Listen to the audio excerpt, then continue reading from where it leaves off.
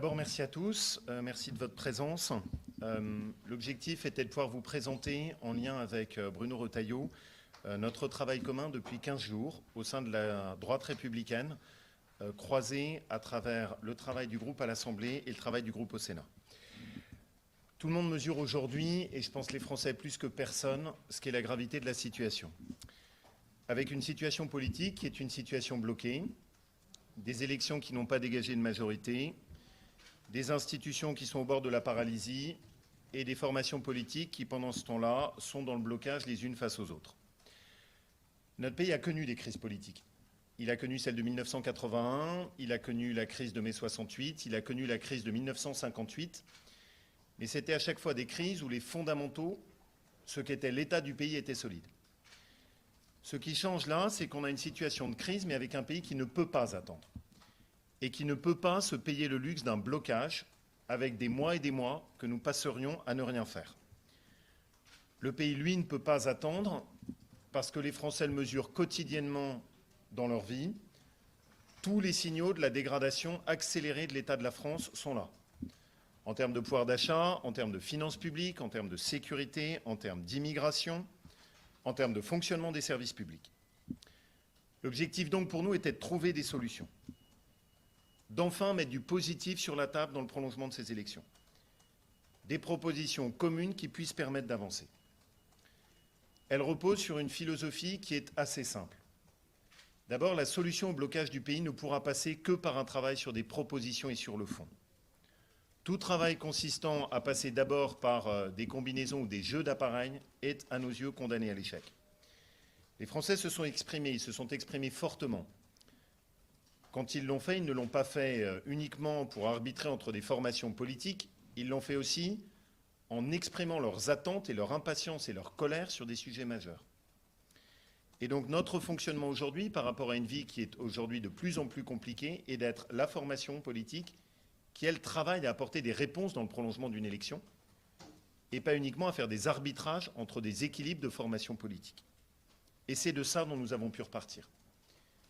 J'ai demandé à mes députés, pendant les 15 jours qui viennent de s'écouler, de me faire remonter tout ce qu'ils avaient entendu pendant la campagne. Parce qu'une élection, ça sert aussi à ça. Nous avons travaillé en lien avec Bruno, avec tout le travail qui avait été accumulé au Sénat pour pouvoir œuvrer à la présentation de ce pacte législatif. Et je le dis très clairement, nous sommes la seule formation politique qui, au cours des 2 dernières semaines, a travaillé à mettre des propositions sur la table. Et ça n'est pas pour moi un motif de réjouissance parce que ça dit aussi quelque chose sur ce qu'est l'état de la vie politique en ce moment dans notre pays.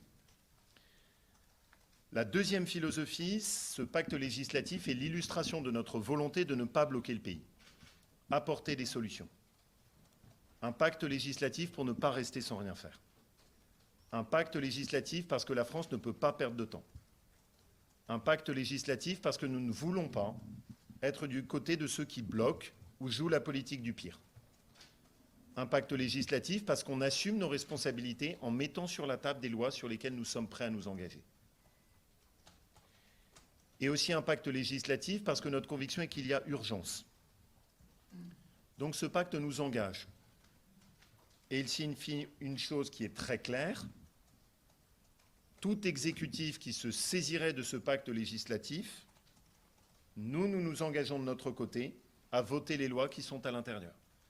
Donc si demain un exécutif s'empare de ce pacte législatif, et c'est notre souhait, la droite républicaine, elle, s'engage à voter et à soutenir les lois qui sont contenues dans ce pacte législatif. Mais le troisième élément, c'est que ça n'est pas une coalition gouvernementale.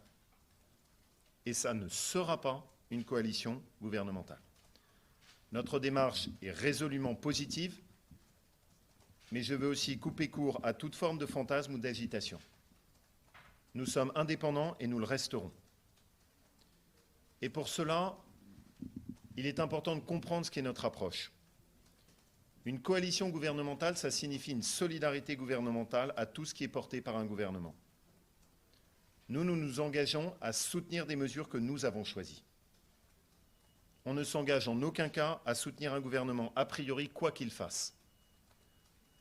Au vu de ce qui s'est passé au cours des 7 dernières années, au vu des dégâts qu'Emmanuel Macron a fait à l'intérieur du pays, il est impensable pour nous de signer un chèque en blanc.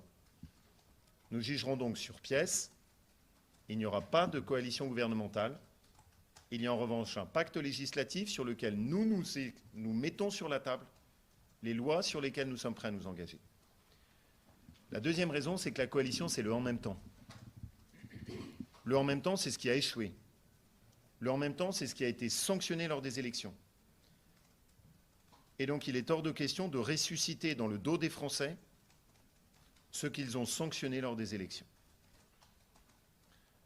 Ce pacte législatif commun, que Bruno va détailler et qu'on va vous expliquer à deux voix, est donc le fruit d'une droite républicaine, indépendante, qui ne souhaite pas le blocage du pays, qui est prête à assumer ses responsabilités pour soutenir les lois qu'elle considère comme conformes à ce dont ont besoin les Français, qui ne sera pas prisonnière d'un exécutif qui ferait des choses qu'on ne partage pas, une droite républicaine au clair dans ses convictions. Les propositions que nous allons vous présenter sont des propositions fortes, crédibles, susceptibles de rassembler les Français. Et ce que nous attendons maintenant, c'est que chacun se positionne par rapport à ce pacte législatif qui est un programme d'urgence nationale pour reconstruire notre pays qui en a tant besoin. C'est le fruit de ce travail ensemble, et je veux vraiment remercier Bruno parce que la solidité du travail sénatorial nous a immédiatement permis d'avancer très rapidement en commun.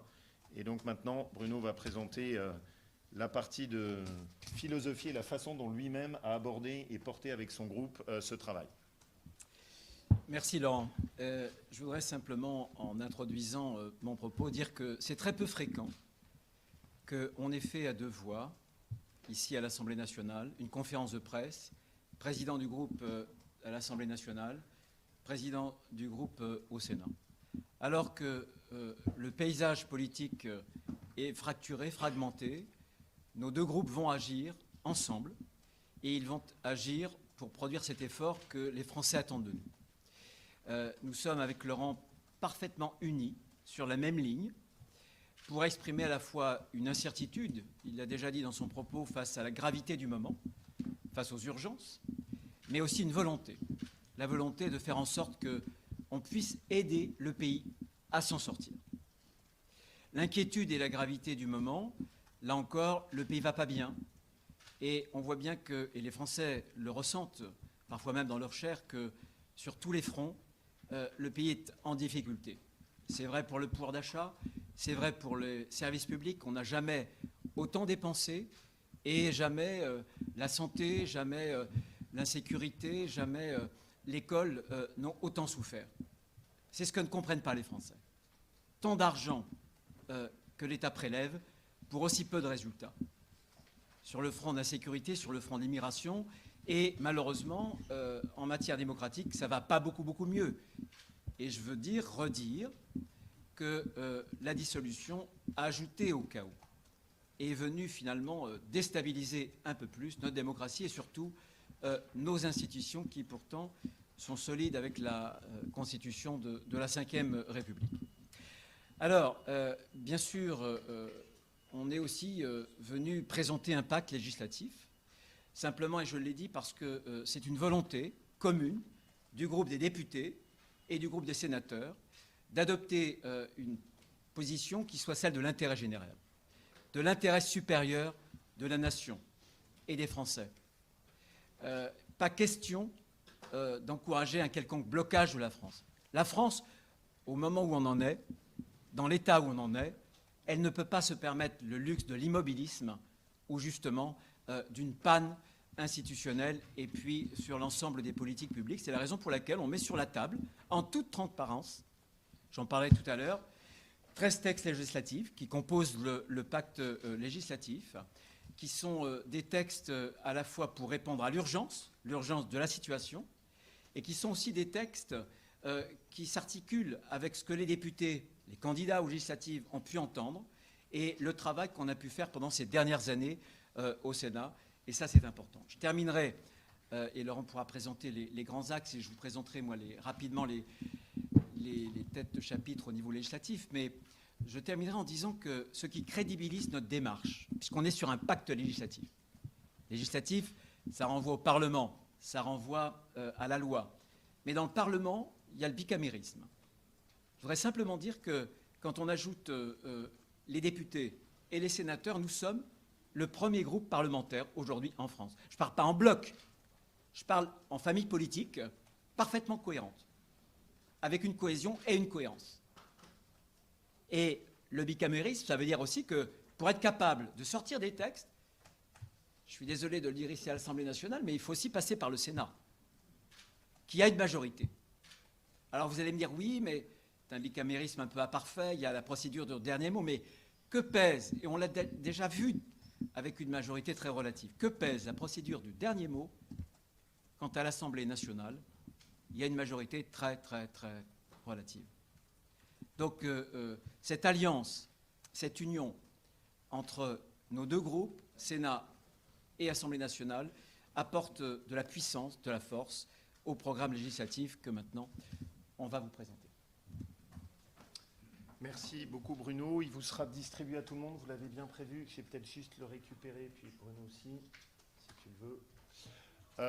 Bon, l'objectif n'est pas de tout vous détailler avec un degré de précision qui serait excessif. Vous aurez, vous, le document, ce qui vous permettra de le regarder. Et si, évidemment, vous avez des questions supplémentaires, nos deux équipes se tiennent à votre disposition. Mais peut-être juste, avec une présentation à deux voix, vous expliquer l'esprit sur lequel on a travaillé. D'abord, ce pacte législatif, il a une priorité qui est pour nous une priorité absolue. C'est la question de la revalorisation de la France qui travaille et qui a travaillé toute sa vie. Nous sortons de ces élections avec une conviction. La première injustice à l'intérieur de notre pays, c'est l'absence de reconnaissance pour la France qui travaille. Vous avez aujourd'hui des Français qui travaillent et qui payent des impôts et des charges sans cesse plus lourds. Vous avez de l'autre côté des Français qui ne travaillent pas et qui bénéficient des aides sociales. Et notre système a perdu sa justice et son équilibre. Et on aboutit à une situation dans laquelle on décourage et on écœure ceux qui se donnent du mal en ayant perdu les repères du mérite, de l'effort, du travail, qui constituait pourtant le fondement de notre République avec la Troisième République. Et donc pour nous, la première chose, la plus importante, si on veut remettre le pays en ordre de marche, c'est qu'on doit retrouver un vrai écart, une vraie différence de reconnaissance, de salaire net, entre la situation de celui quand il travaille et quand il ne travaille pas. Et pour nous, ça repose sur un changement complet de philosophie et d'approche du contrat social. Il faut garder le vrai social. Il faut veiller à ce que les aides aillent vraiment à ceux qui en ont besoin. Il faut qu'elles soient utilisées pour des dépenses qui permettent vraiment de répondre aux besoins. L'achat de livres, pas forcément d'écran plat. Des aides sociales qui vont à des personnes qui sont en situation d'exclusion ou de difficulté. Accompagner des gens qui cherchent vraiment un travail. Mais par contre, il faut arrêter de fermer les yeux dans notre pays sur les abus, l'installation progressive d'un système d'assistanat qui nous coûte de plus en plus cher et qui est en train de saper nos finances publiques et qui se traduit par des financements avec une explosion des charges sociales et une augmentation des impôts sur ceux qui travaillent. Ça ne fonctionne plus. Et donc le contrat social qu'on propose et qui est au cœur de tout le travail que nous allons porter dans les mois qui viennent, c'est de garder le vrai social, d'être beaucoup plus rigoureux sur le contrôle de l'assistanat et des abus, et chaque euro économisé, de le restituer en baisse de cotisation sociale salariale pour permettre l'augmentation du salaire net de ceux qui travaillent. Et c'est notre obsession. Et c'est le contrat social que nous voulons proposer aux Français. Pour nous, le travail de la droite républicaine, c'est d'être au Parlement, les sénateurs, les députés qui soutiennent la France qui travaille et qui ont comme seule obsession de rétablir un système qui est juste parce qu'il reconnaît le travail. Ça se traduit par toute une série de mesures. Pour vous donner un exemple très clair, aujourd'hui, dans l'accès au logement social, le travail ne fait pas partie de la dizaine de critères qui permettent d'accéder à un logement social. Comment le comprendre ? Dans le parcours d'accession à la propriété, c'est devenu de plus en plus difficile pour des primo-accédants qui travaillent. Comment le comprendre ? Dans le fonctionnement, dès qu'on veut un tout petit peu augmenter le salaire net, on s'aperçoit qu'en réalité, en changeant de seuil, en passant de l'un à l'autre, on explose. Quand vous prenez par exemple une personne qui est en situation de handicap et qui se met à travailler, elle va perdre toute une partie des aides dont elle bénéficie. Et donc très clairement, on a abouti à créer un système social qui a maintenant la tête à l'envers et dans lequel le travail n'est plus la pierre de touche, la fondation du fonctionnement de notre pays. Et ça, c'est la première injustice. Et donc toute notre priorité de ce pacte législatif, c'est la revalorisation de la France qui travaille, la reconnaissance de la France qui a travaillé toute sa vie. Ensuite, il repose sur 3 axes.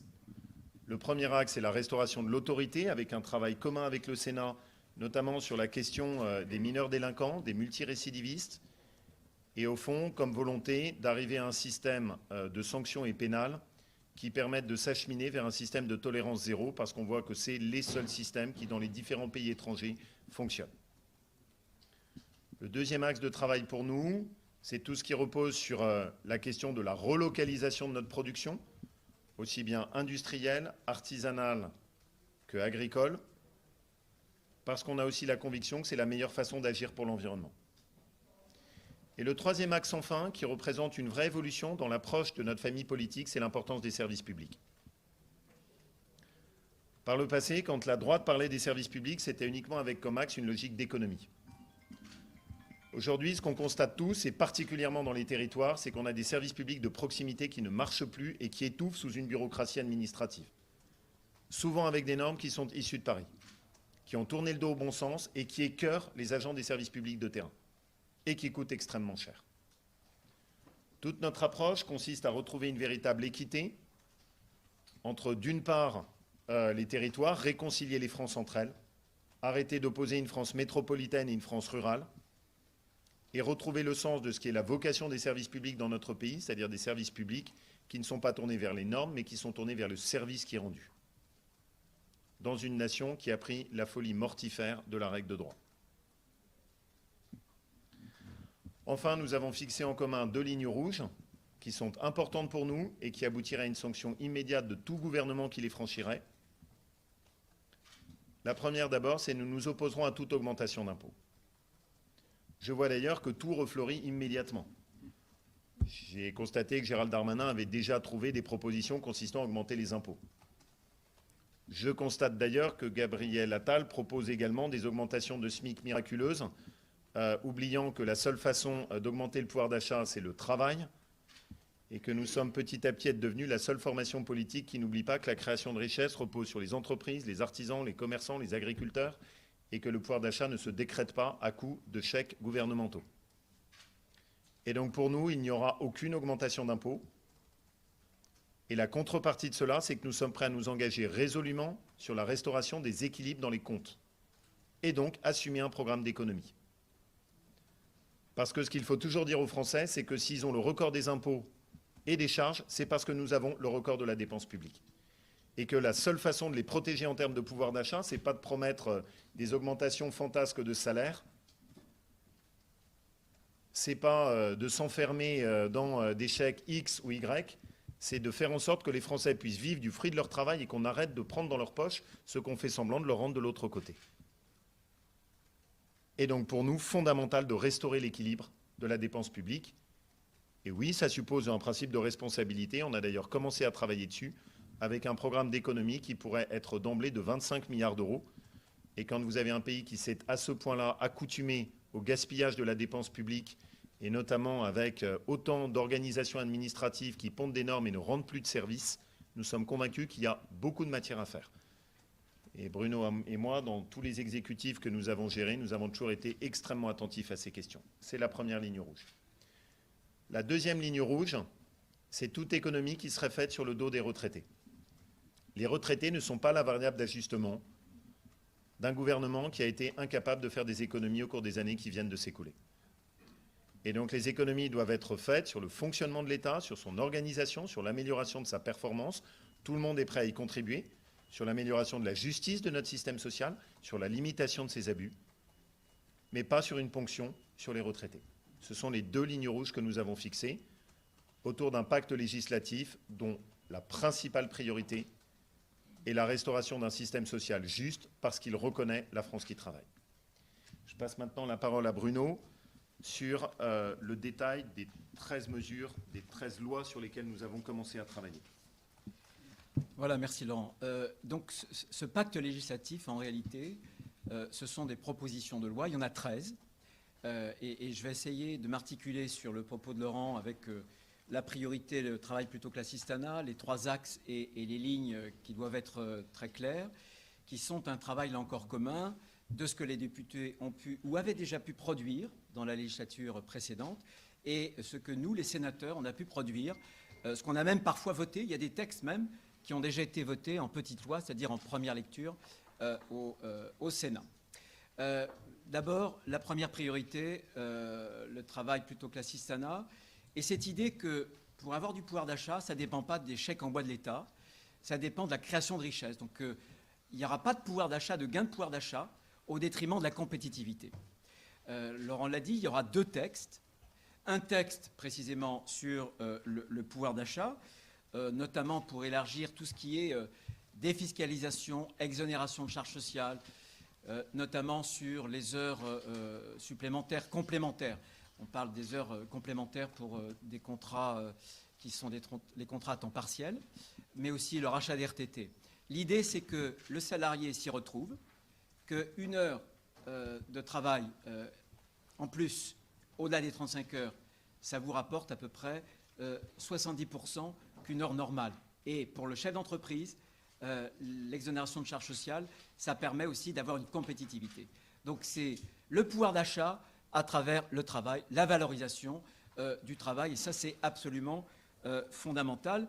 Cette idée aussi de tenir un écart entre les revenus du travail, le SMIC notamment, et puis les revenus de l'assistance, c'est l'idée d'une allocation unique qu'on pourrait caper autour de 70% du SMIC pour s'assurer qu'en toutes circonstances, quand vous cumulez les à peu près 14 aides sociales, vous n'aboutissez pas à des situations où il est plus intéressant de rester en inactivité que de se remettre au travail. Ça, c'est quelque chose de fondamental si on veut faire perdurer notre système social qui est un système social généreux. C'est pour ça et ça nous permettra aussi, par ailleurs, de régler ce scandale de la smigartisation de la France. Je vous rappelle quand même, en 2 ans, 1 million de Français qui se sont fait rejoindre par le SMIC. Parce qu'évidemment, quand pour augmenter ces Français de 100 €, ça coûte pratiquement 500 €, 480 € pour l'entreprise, charges comprises, voilà, c'est comme ça que vous arrivez à faire en sorte que 1 million de Français soient rejoints par le SMIC, avec cette idée d'un déclassement que ça peut provoquer. Le deuxième texte là-dessus, c'est le logement. Le logement, on aurait pu le mettre sur d'autres thématiques, mais 40% du pouvoir d'achat est consacré aujourd'hui au logement, et c'est aujourd'hui une catastrophe. Les jeunes ne peuvent plus, même quand ils travaillent, n'arrivent plus à accéder à la propriété, au logement. Il y a un scandale quand vous pensez que plus de 63%, les 2/3 des Français, pratiquement 70%, sont éligibles à un logement social, que le critère de travail ne rentre pas en compte. Donc on va modifier tout ça. La loi SRU, je reparlerai de la loi ZAN qui va renchérir considérablement le foncier, renchérir donc aussi le logement et amputer d'autant le pouvoir d'achat des Français les plus modestes. Donc ça, c'était la priorité pour valoriser le travail. 3 axes ensuite. Premier axe sur l'insécurité, sur le régalien. 4 textes. Un texte sur la sécurité, justice, pour faire en sorte, par exemple, qu'on ait un vrai programme de prison différenciée, parce que nous sommes pour les courtes peines. J'en parlerai dans quelques instants pour les mineurs. Et vous ne pouvez pas enfermer dans des mineurs dans les mêmes prisons que pour les droits communs adultes. Voilà. Donc il faut un programme volontaire de prison, parce qu'aujourd'hui, la politique pénale du gouvernement, c'est une sorte de numerus clausus en fonction du nombre de prisons. Ça, ce n'est pas possible. On veut nous réhabiliter la sanction, passer du laxisme à une vraie fermeté. Donc une loi sécurité-justice, une loi aussi pour la justice des mineurs, notamment fondée sur des courtes peines, des comparutions immédiates. Je ne vais pas égrener toutes les mesures, mais c'est fondamental. On voit bien qu'aujourd'hui, en France, on enferme les mineurs dans des parcours de délinquance où on commence par un petit vol et ça se termine souvent très mal au bout de la 30e, 40e infraction. Alors, il faut savoir ce qu'on veut. Soit la sanction, justement, elle est aussi éducative. Et dès le départ, on met un point d'arrêt. Voilà. L'autorité, c'est comme la poussée d'Archimède. C'est proportionnel à ce qu'il y a en face. Ensuite, la 3e loi, l'immigration, ça ne sera pas le plus compliqué, puisqu'on a un texte qui a été voté 2/3 de majorité au Sénat et 3/5 à l'époque à l'Assemblée nationale, censuré sur l'article 45 par le Conseil constitutionnel. Ça veut dire que ce texte-là, quand on y remet dans une PPL ce qui a été censuré par l'article 45, parce que, au titre des cavaliers législatifs, il n'y a plus de problème d'article 45. Voilà, donc ça c'est important là encore pour terminer, pour tourner la page du laxisme migratoire. Et le narcotrafic, c'est un texte qu'on a préparé après la commission que le Sénat, que notre groupe LR avait diligenté, commission d'enquête. Et on ne peut pas traiter la question régalienne ni de sécurité aujourd'hui sans s'attaquer au narcotrafic. Le deuxième axe, c'est pour ce qui concerne l'économie, produire en France. D'abord, c'est bon pour la planète et c'est bon pour nous. Vous savez que plus de la moitié de notre empreinte carbone, ça vient par les importations. Quand on produit, par exemple, des produits agricoles chez nous, ils sont de meilleure qualité que partout ailleurs. Donc, il faut encourager la production chez nous. Pareil pour la production industrielle. Là, c'est un problème de compétitivité. On aura 3 textes. Une loi compétitivité sur les impôts de production, bien sûr, sur le moratoire normatif, etc., etc., un test pour les PME. Si vous souhaitez voir plus d'explications, je vous en donnerai après. Et 2 autres textes. Une loi agricole. Ça, c'est fondamental. On est en train de perdre notre souveraineté alimentaire. Si vous écartiez les vins, les spiritueux, la balance agricole française serait déficitaire. Les Pays-Bas sont passés, la petite Hollande, Hollande, faut peut-être pas estimer, les Pays-Bas sont passés maintenant devant la France au titre des grandes puissances agricoles. Et enfin, une loi de programmation énergétique qui fasse la part belle au nucléaire. Là encore, c'est une question de transition énergétique. Le nucléaire c'est une énergie bon marché, c'est une énergie totalement décarbonée et c'est une énergie qui est abondante, à condition de relancer la filière. C'est quelque chose qui est fondamental. C'est à la fois le pouvoir d'achat. Demandez aux Français, qu'est-ce qui a grevé le pouvoir d'achat il y a 2 ans? C'est d'abord le post-énergie, mais c'est aussi un problème de compétitivité. Il n'y aura pas de relance, il n'y aura pas de réindustrialisation de la France sans une compétitivité énergétique. Et enfin, l'axe 3 sur les services publics, la proximité, la lutte contre la bureaucratie, c'est la loi santé, parce que aujourd'hui, selon que vous soyez à tel ou tel endroit, ben voilà, vous avez plus ou moins de chance. Vous avez un médecin traitant, vous n'en avez pas. Vous avez accès rapidement à un spécialiste ou pas. Ben les Français ne sont pas égaux devant la santé, ils ne sont même pas égaux devant la mort à cause de ça. Et ça, c'est choquant. Donc on mettra sur la table, alors ça tombe bien, je me félicite que le rapporteur général pour le PLFSS soit Yannick Neuder, qui a beaucoup travaillé ces questions. On a nous aussi au Sénat un bloc qu'on va enrichir avec les propositions notamment de Yannick, et ça c'est fondamental. Un texte sur l'école. On ne peut pas ne pas parler de l'école. L'école, c'est aussi un service public de proximité. Et quand on voit aujourd'hui les résultats PISA, tout nous ramène à l'école. Question d'autorité, la question aussi de la compétitivité, de la qualification.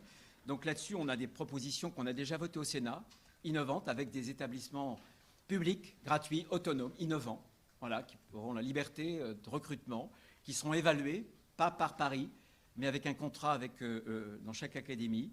Une loi sur les transports, services publics, pas question que quelques syndicats puissent prendre en otage régulièrement la France pour quelques avantages catégoriels. Ça, c'est plus possible. La France qui travaille, c'est la France qui prend le matin et le soir les transports collectifs. Et puis enfin, pour les communes et bien sûr les collectivités, les régions aussi, j'imagine, une loi de liberté. Il n'y a jamais autant de démissions de maires, d'adjoints, parce qu'ils sont découragés. Je vais vous dire, ils sont découragés pour les mêmes raisons que les agriculteurs sont découragés. Il y a trop de normes, il y a trop de bureaucratie. Au Sénat, on a quelques idées là-dessus pour relancer et donner le pouvoir d'agir aux élus. Et enfin, sur les lignes rouges, je terminerai rapidement. Laurent a tout dit. Il y aura 2 textes qui seront importants. Je pense que le premier texte, ce sera le PLF, bien sûr. La France va faire sans doute l'objet, cette semaine, de l'activation de la procédure pour déficit excessif. Ça veut dire que dès le mois de septembre, avant même le PLF, il fera que la France envoie à Bruxelles un plan pluriannuel d'ajustement. Nous, on est des Européens. Et on pense que la situation budgétaire française met en péril l'euro et la convergence entre les pays européens. Et ça sera fondamental. On ne se contentera pas de dire « il faut, il n'y a qu'à ». Non, on mettra sur la table, ce qu'on avait déjà fait d'ailleurs au Sénat dans le cadre du PLF 2024, mais là, il faudra un plan important d'économie sur le PLF, sur le PLFSS. Et bien sûr, on parlait des retraites, des indexations. Pourquoi est-ce qu'on a cette position-là? D'abord parce que nous, on a porté, en tout cas, les efforts en matière de retraite pour préserver le pouvoir d'achat des retraités. Mais surtout, c'est que quel est l'État qui se tournerait d'abord vers les Français pour aller chercher dans leur poche avant même d'avoir économisé sur son propre train de vie? Ça ne marche pas si on veut réformer l'État. C'est la raison pour laquelle voilà, c'est un pacte, ce n'est pas une coalition. Si je suis là aujourd'hui aux côtés de Laurent, c'était envoyé par mon groupe pour m'assurer que Laurent ne bascule pas dans une grande coalition avec LFI et tous les autres. La crainte était forte.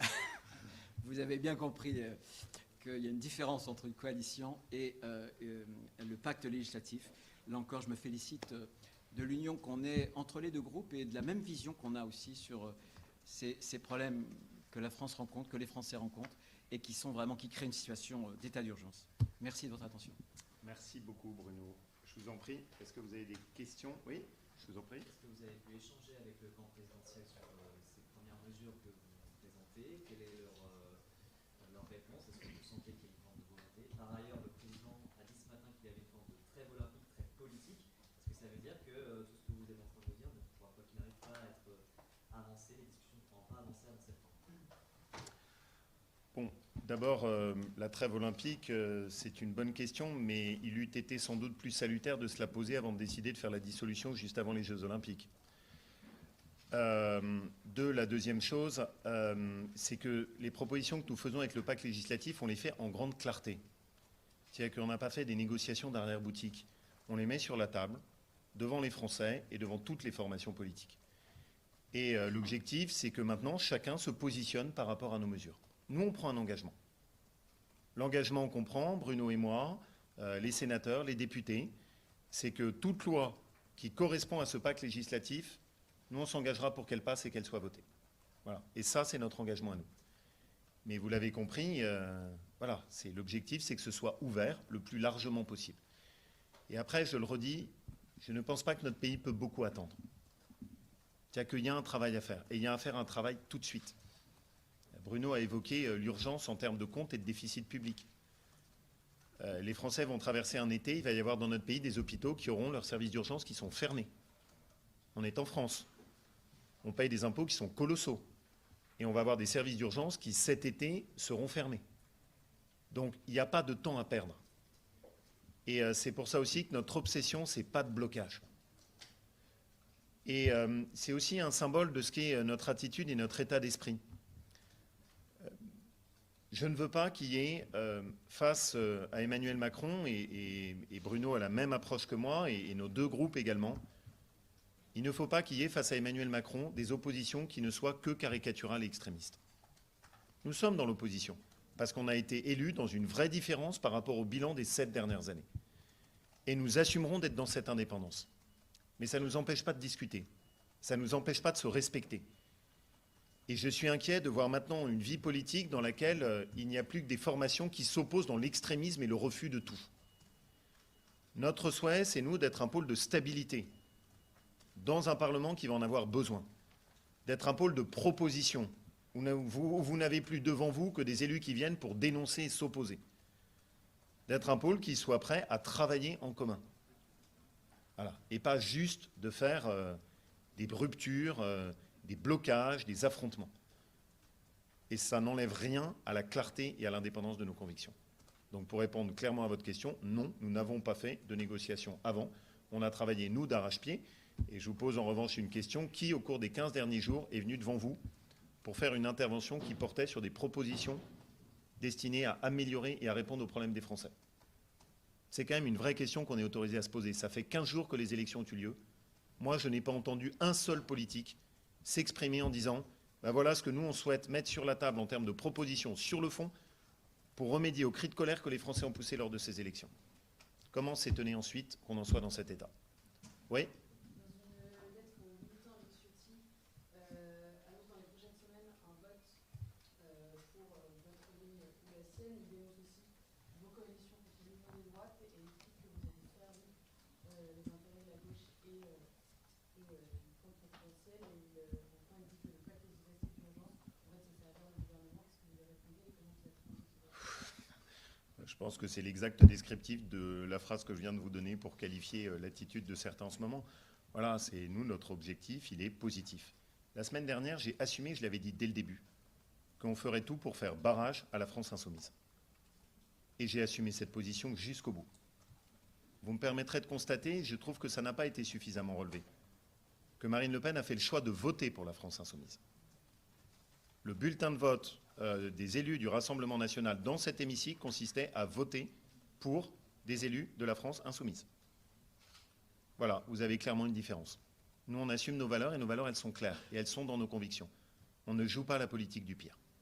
Mais si les militants votent pour Éric Ciotti et la ligne beaucoup plus radicale par rapport au gouvernement, plutôt que par rapport à votre pacte législatif, qu'est-ce qu'il devient de votre parti?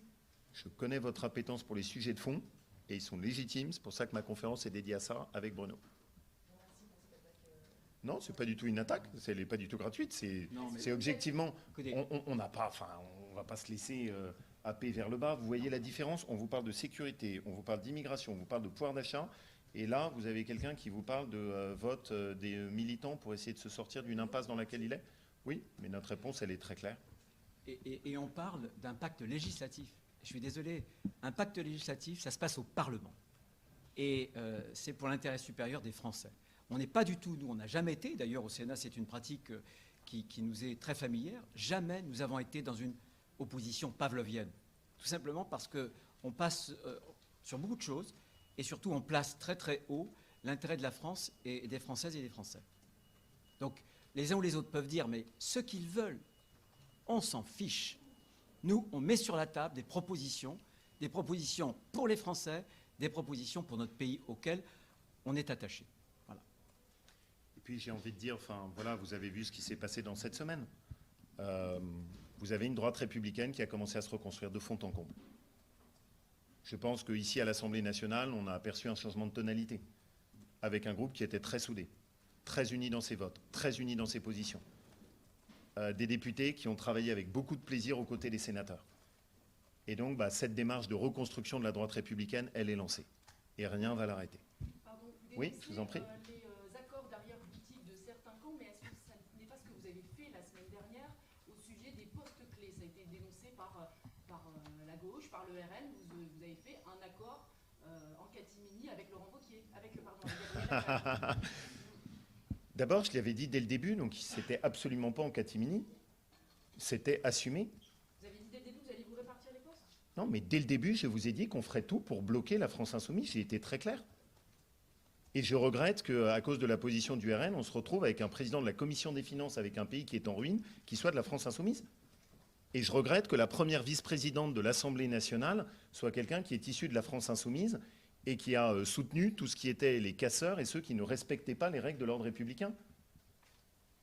Et donc j'assume totalement les positions qui ont été les nôtres sans le moindre état d'âme. J'ai été très clair dessus. En revanche, ce qui m'interpelle, c'est ce qu'a fait le Rassemblement national. Marine Le Pen a voté pour la France insoumise. Est-ce que vous pouvez m'expliquer la cohérence de cette position? Est-ce que vous pouvez m'expliquer la cohérence d'un parti qui est allé offrir des postes à la France insoumise, qui est en rupture avec la laïcité, en rupture avec les valeurs de la République, qui contient des députés ouvertement antisémites et qui ne soutient plus les règles de base du fonctionnement de nos institutions? Voilà, il y a des gens ici qui ont choisi de pratiquer la politique du pire. Moi, mon souhait et notre démarche, ça a été de parler à tout le monde. Et heureusement que vous avez encore des gens qui parlent. On est arrivé dans une telle situation de blocage de nos institutions que vous vous étonniez qu'on échange et qu'on discute. Mais heureusement qu'on échange et qu'on discute. Et les Français attendent ça. Et j'ai assumé totalement mes positions. Il y a 10 jours, j'ai dit que je ferais tout pour que notre présidente de l'Assemblée nationale ne soit pas quelqu'un issu de la France insoumise. Il n'y a donc eu aucun mystère sur toutes les positions qu'on a faites. Mais de la même manière, avec la même vigueur aujourd'hui, je vous le dis clairement, il n'y aura pas de coalition gouvernementale. Cette droite républicaine est une droite indépendante. Parce qu'aller dans un gouvernement, c'est se lier les mains. Aller dans un gouvernement, c'est accepter de signer un chèque en blanc. Aller dans un gouvernement, c'est cautionner tout ce qui a été fait depuis 7 ans. Et donc ce pacte législatif qu'on vous explique aujourd'hui, très simplement, très clairement, ce sera au fond notre code de conduite. Oui ? S'agissant de la censure, si un gouvernement reprend certaines de vos propositions, pas toutes, ou alors ignore vos propositions, est-ce que vous irez vers la censure ou est-ce que vous ne vous positionnez pas aujourd'hui? La censure, c'est plutôt du côté de l'Assemblée nationale que du Sénat. J'ai essayé de J'ai te passer la parlé balle. du C'est pour ça qu'on a défini nos lignes rouges. C'est-à-dire que nos lignes rouges, celles-là, si elles sont franchies, c'est une motion de censure.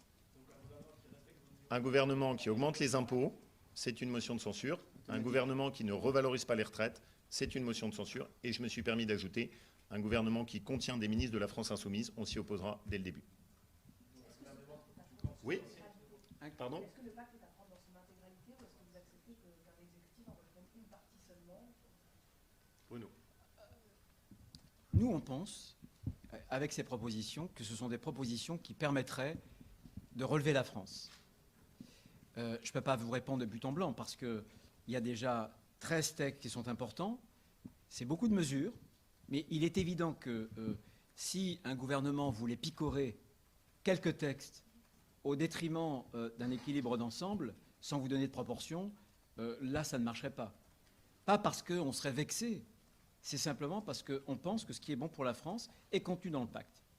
Voilà, je pense que ça, c'est quelque chose d'important. Et si c'est vous qui le dirigez, le gouvernement, est-ce que vous pourriez refuser Ah non. on vous dirait le pacte C'est habilement formulé, mais ça revient un peu à la question qu'on avait fait juste avant. Et c'est la coalition, alors. C'est ça, c'est la grande coalition. Pourquoi est-ce qu'on en est là aujourd'hui? On en est là parce que c'est le « en même temps » qui nous a conduits. Une grande coalition, ce serait le grand « en même temps ». Le grand « en même temps ». Donc ça n'est pas possible. Ça ne peut pas marcher. Et en plus, avec les sociodémocrates, la gauche, mais est-ce qu'il y a une social-démocratie en France? Peut-être incarnée par des hommes et des femmes, souvent en ordre dispersé. Mais quand on voit que le Parti socialiste a signé avec LFI un programme de gouvernement qui est totalement archaïque, qui est une sorte de Bad Godesberg inversé de la gauche française. C'est pour Laurent qui aime bien les références historiques. J'essaie, en venant à l'Assemblée, de mettre au niveau. Donc ça ne peut pas fonctionner. Ça ne peut pas fonctionner, parce qu'alors, ça nous conduira dans la même impasse. Pas question de donner un chèque en blanc, pas question de ratifier ce qui a été fait depuis 7 ans. En revanche, c'est notre façon, nous, dans la plus grande transparence, clarté, c'est notre façon de contribuer au redressement du pays.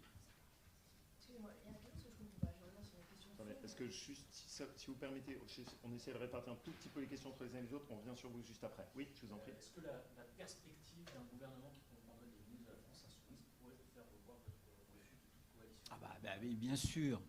Attendez, la stratégie, Laurent l'a expliqué, et on en avait parlé à l'Assemblée, et notamment sur les postes de responsabilité, c'était de faire barrage très clairement à l'extrême gauche, à LFI, et évidemment que si demain il y avait participation à un gouvernement, pour nous, c'est un motif de censure automatique. Hein. Non, mais Ce n'était pas exactement ça la Pardon. question. Oui. C'était- revoir votre refus de toute coalition gouvernementale.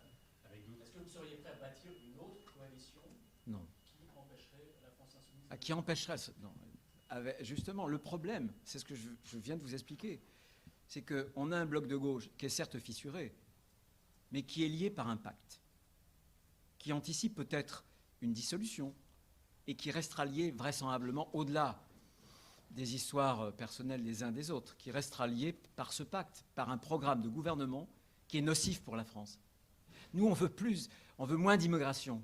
Eux, ils veulent créer un statut pour les réfugiés climatiques. 278 milliards d'êtres humains pourraient en bénéficier. Ils veulent confier, par exemple, le droit de vote pour les élections locales. Nous, on ne souhaite pas. On pense que le droit de vote, dans la République française, c'est très lié à la citoyenneté. Ils veulent augmenter les dépenses, travailler moins, on parle de 32 heures sur certains métiers. Donc je ne vois pas comment ça peut fonctionner. Mais excusez-moi, la proposition qu'a fait le président de la République, jusque-là, c'est pas de donner un gouvernement à la gauche, mais de faire une grande coalition qui allait justement On vous a répondu. aux social-démocrates. Oui. Et donc, à ce gouvernement-là, personne de votre famille politique n'y participera jamais. Parce que vous dites, aller dans un gouvernement, c'est se lier les mains. On vous a répondu et c'est précisément important de bien le comprendre.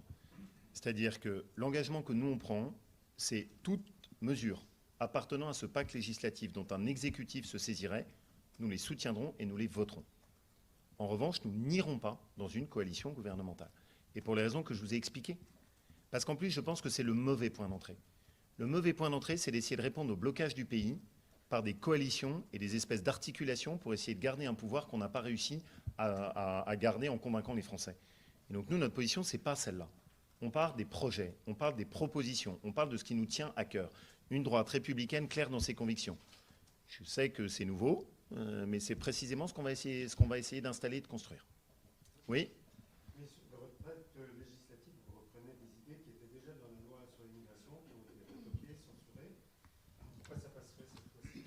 Bruno l'a bien expliqué, c'était technique juridiquement, mais Les 30 et quelques dispositions qui ont été censurées l'ont été au titre de l'article 45 de la Constitution, qu'on appelle les cavaliers législatifs, selon laquelle, bizarrement, le Conseil constitutionnel n'a pas vu de lien direct, même indirect, entre ces dispositions qui ont été censurées alors qu'elles avaient été votées. Donc, si on les met dans une PPL, on s'immunise contre ce reproche-là, puisqu'elles sont de fait dans le périmètre du texte et elles présentent un lien qui est quasiment ontologique, vous voyez, enfin un lien direct, consubstantiel au texte. Est-ce que je me fais comprendre? Rien ne dit que sur le fond, ce sera constitutionnel. Non, bien sûr, bien sûr, bien sûr. Regardez, sur le RIP. Non, mais sur le RIP. Pardon? Vous ne pouvez pas avoir d'assurance sur Non, mais même la disposition sur le délai de carence et les contributions, les allocations non contributives. Là, le Conseil constitutionnel, sur le RIP, a dit des choses au fond. Mais il n'a pas dit que c'était anticonstitutionnel. Il a simplement dit que c'était une question de durée, qu'il fallait ajuster la durée. Je vous rappelle simplement que le RSA, il y a un délai de carence. Je vous rappelle aussi que l'ASS, pour les chômeurs, il y a un délai de carence. Donc, vous voyez, non, mais je pense que le texte qu'on mettra sur la table est un texte qui a déjà été voté très largement au Sénat et à l'Assemblée et dont, qui sera immunisé contre les cavaliers législatifs. tout le monde a compris le sujet des cavaliers législatifs. Le journal L'Humanité a publié vendredi un plan confidentiel baptisé Périclès, dont le but est de permettre les victoires idéologiques, électorales et politiques des droites et extrême droites rassemblées. Avec des moyens financiers à la clé, 150 millions d'euros sur les prochaines années. Avez-vous connaissance de ce projet dans toutes ses dimensions ou non? Y êtes-vous directement associé, sachant par exemple pour M. Wauquiez que vous êtes présenté par Pierre-Édouard Stérin comme, je cite, un de ses visiteurs réguliers? Et pensez-vous que ce plan a pu jouer un rôle dans la défection de votre ancien président Éric Ciotti et son alliance avec le RN? Si vous me permettez, la dernière question, ce n'est pas moi qu'il faut la poser, c'est plutôt Éric Ciotti. Personnellement, je n'ai pas de commentaire à faire, mais la ligne politique qui est la nôtre, vous la connaissez parfaitement. Elle a été exprimée immédiatement. J'ai été avec Bruno le premier à réagir quand il y a eu la position d'Éric Ciotti.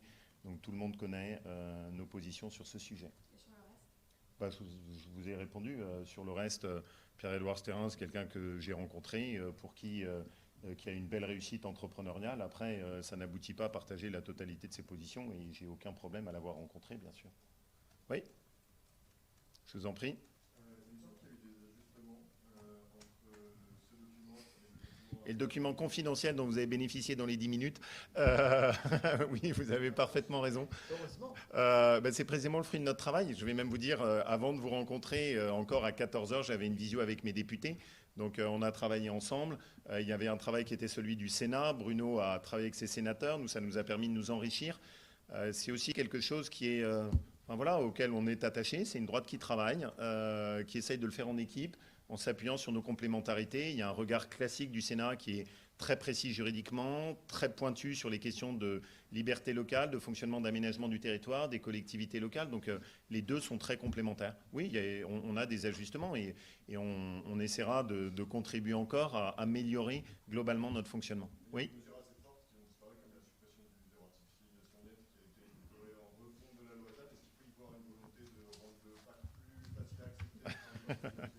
Bruno? Sur le ZAN, ça ne fonctionne pas. Ça ne fonctionne. Alors, je pourrais vous en parler longuement, plus longuement peut-être que Laurent. Oui. Même s'il est président de région et que ce sont les présidents de région qui l'appliquent d'une certaine façon.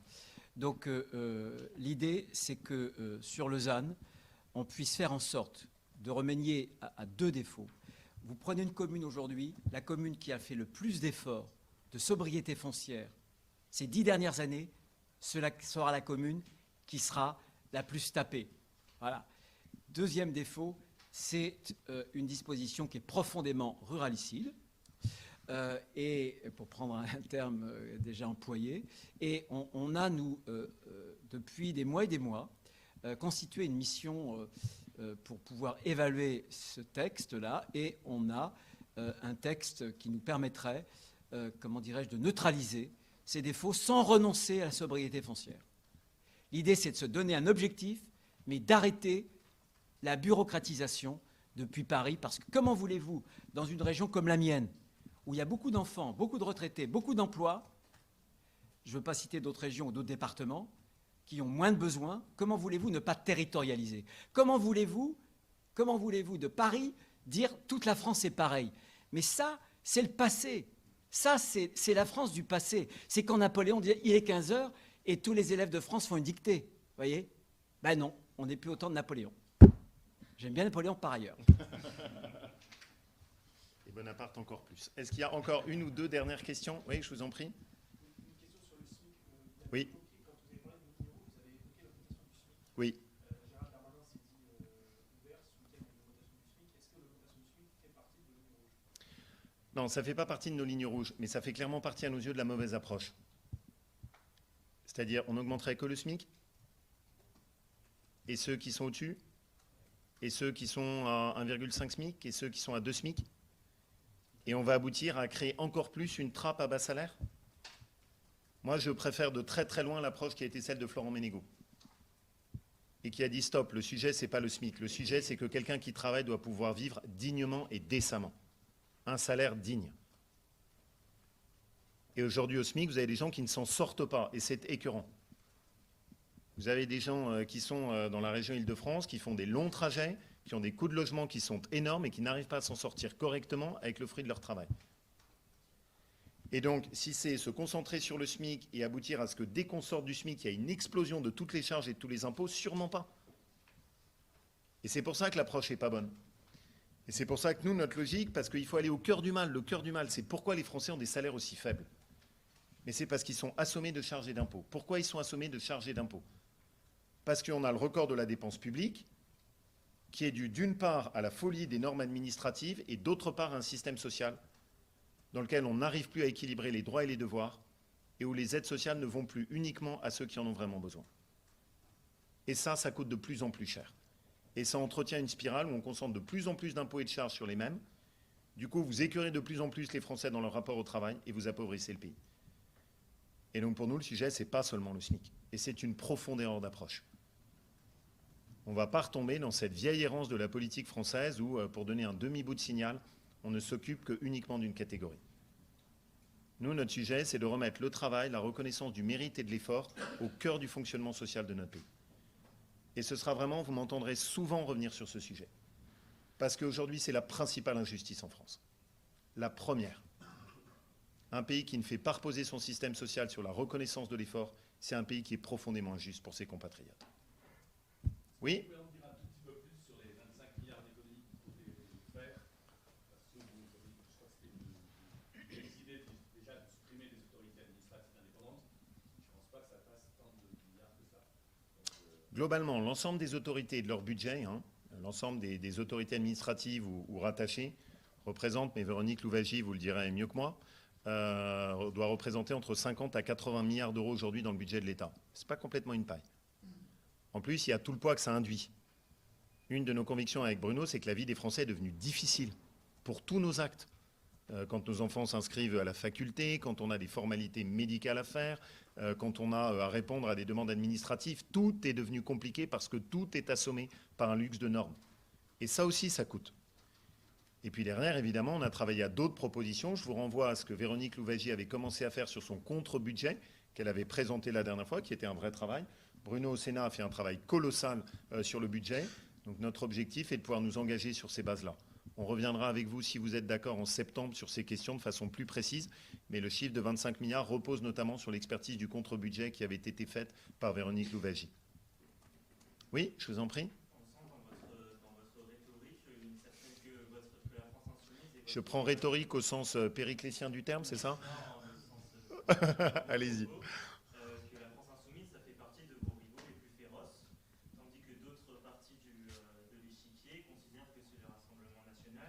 Et du coup, ma question, c'est un petit peu, est-ce que vous pouvez préciser votre position idéologique? Selon vous, lequel des deux partis, à vos yeux, est le plus républicain? Est-ce qu'il y en a un qui ne l'est pas? Voilà. Vous me demandez de faire une hiérarchie dans ce que je combats? Bah non, on ne fait pas d'hiérarchie et il n'y a aucune hiérarchie dans mes propos.